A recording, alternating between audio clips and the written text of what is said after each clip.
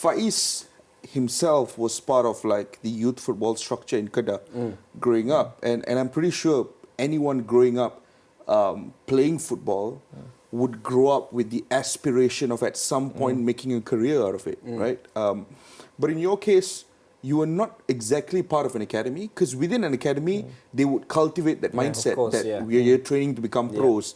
And it's only later on when the reality hits that, okay, maybe I'm not good enough, or maybe I've got to drop out of the system. That's it. But in your case, you're part of a semi-pro structure. You're part of a non-league structure from the get-go. From the very beginning, So, did you at a young age have ambitions of this path eventually turning pro, or were you realistic even from the age of like 15, 16, assuming that this is just going to be a part-time thing all along? Well, when you're growing up, everyone always asks, what do you want to be? And my only answer always was, I want to be a professional footballer. I want to be a professional footballer. Of course, that was my goal as a kid, and even when I was playing part-time football, I knew that it doesn't take much from those leagues. There are a lot of players now that are playing professional football in England that have come from those levels.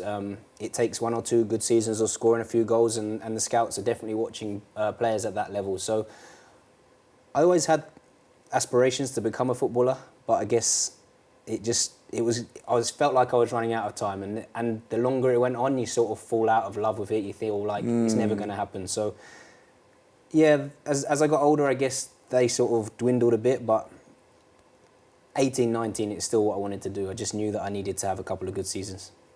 There's actually one more thing that I wanted to ask you.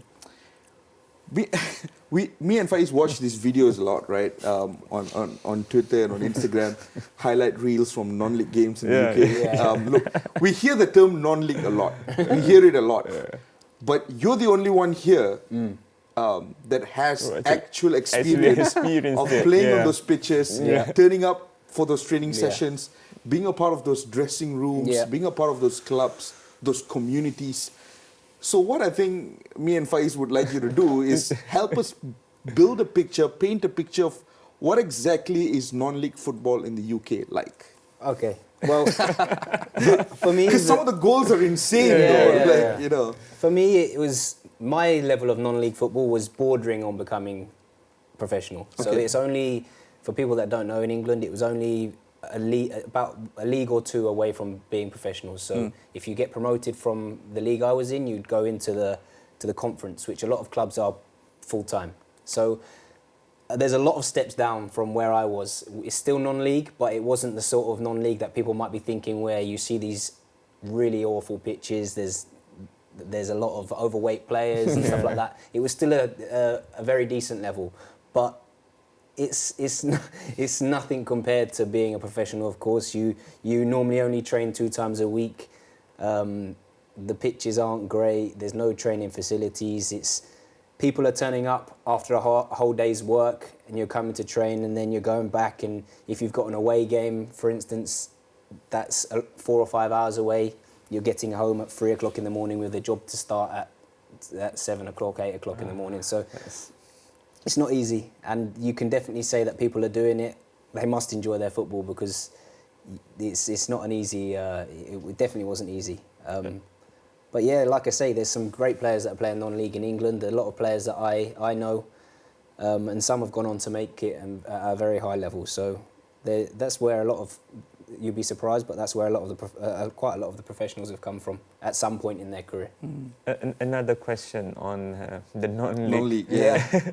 I have a lot of questions. I'm honestly very curious. Go ahead, Darren. Out of my personal curiosity, what's the pay structure like? You know, do they pay you weekly or monthly? Or? So you agree at the club I was at anyway. You'd agree. So sorry. What was the club? The club I was at was called Eastbourne Borough. Okay, cool. Like I say, they were playing in the Conference South, and you agree a contract there based on a weekly salary. So you're paid every month, but it's like that's how you can negotiate. You're talking like a weekly salary. And if I'm honest, the level that I was playing at, some players would be able to make that their full-time job. They'd make a good enough salary in that league to be able to live. Do you have a rough figure? What was the average non-league? Probably at the team I was at was roughly 200, 250 pounds a week. Okay. So you're looking at a monthly salary of, let's just convert it to Malaysian money, about 5,000, 6,000 ringgit. Okay. So of course you've got to then think about, it's a lot more expensive to live in England. It's not an amazing salary in England, Yep. but some players would be on a lot more than that and some players would be on less than that. So you can make it work as your full-time job, but most people are juggling 2 jobs at the same time to try and get by. And I mean, you can make it as a full-time job, but you have to be a star. On your team. of course, yeah. Right. Or a lot of players that are coming towards the end of their career drop down to that level, and they're still, some of them will pick up a good salary. Do you have any in your league anyway when you were playing? Do you That have had any? come down? Yeah, that come down. There was a lot of like League 2, League 1 players that I can't think of right now, but Not from Prem. no, I don't think they'd ever come from Who that. was the biggest star you've ever biggest played profile. against or played with At that in level? non-league? Yeah. I played against Chris Smalling. Oh, really? Yeah, I played against Chris Smalling when he was when was he was at Maidstone at the time. So he hadn't even got his move to Fulham yet. But I played it against him at a youth level, and you could tell that there was something there. But I think I was very surprised when he went on to play for Man United. But yeah, he's a good player. Of course, he was a good player. He's the Roman prince now. Of isn't course, he? and now look how well Chris he's doing. Smalling, yeah. Did you score past him? I actually did You that scored game. past Chris Smalling. Okay. There's a That'll clip be the somewhere on title YouTube. of this clip. That is something to put on your CV. I scored past Chris Smalling. I did in that game actually. It was in the FA Youth Cup. I So- scored past Chris Smalling in the bracket at Maidstone. Yeah. Man United. The other thing, Darren, that I've always been fascinated about non-league is obviously one of the things that attracts me to the idea of non-league is the sense of community. Because you get this feeling that the sense of community at the higher level of English football is sometimes a bit lost because of how corporate it is, how capitalistic it is. But when you go down the division, right? A simple example, we were having this chat once with Nick Swirat, who is obviously playing at FC United of Manchester, right? Which is a club that was born out of community values, right? I wanted to talk to you a little bit about that as well. What's the community values like within those non-league environments? What's it like walking into the dressing room, into the changing pitches, the bond that you build with the players? It's very, very different to how it is here. Let's put it that way. Here is great here also, but in England it was a very, I don't know. You have to be tough. You have to take things with a pinch of salt. Yeah.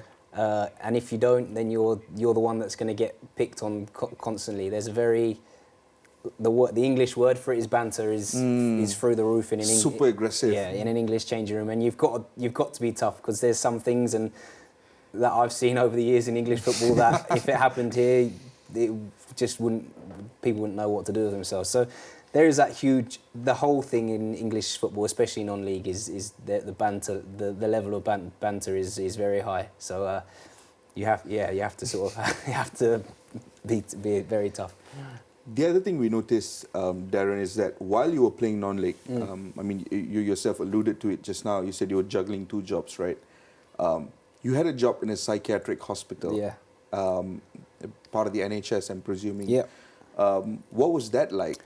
Was that necessarily a labour of passion, or was it something that you got into, for the sake of running your life? And so that came from my father. My father was the manager of that particular hospital. Okay. So he left Malaysia at the age of 20, and he went to England to do his nurse training, and that's what he ended up doing. He worked his way up into management. So I left college.